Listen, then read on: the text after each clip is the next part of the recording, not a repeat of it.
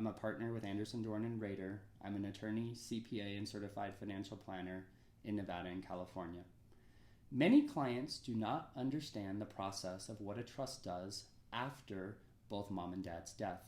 Often, we will assist successor trustees in the administration of the trust. Here are the general steps in trust administration. First, you gather the assets. You identify the fair market value. The income tax basis of assets, if it's included in the estate, is stepped up to fair market value. Therefore, if the successor trustee sells assets, there are no capital gains. This is a very important step in trust administration.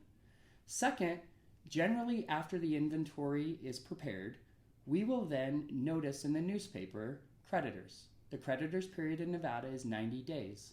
That closes the time period when a creditor can come forward to make a claim against the trust.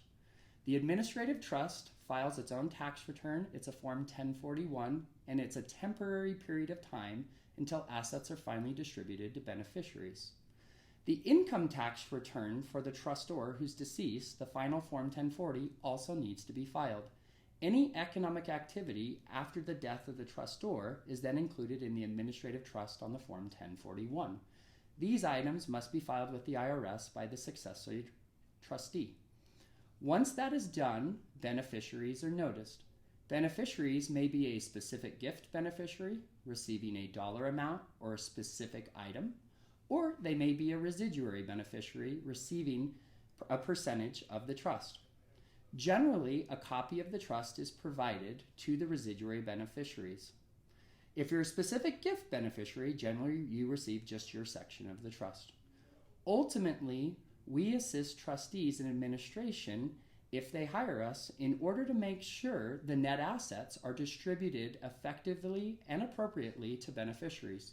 The goal for the trustee is to have beneficiaries sign off that they got what they're supposed to receive, and then the trustee is released of liability. One of the important items with a trust is how beneficiaries receive assets. Do they receive the assets outright, where they get no asset protection, or has the trust been written in a format where they receive assets in subtrust? If that's the case, we obtain EINs for each subtrust, helping the trustee to deliver assets out to these tax identification numbers that then potentially a beneficiary manages for themselves.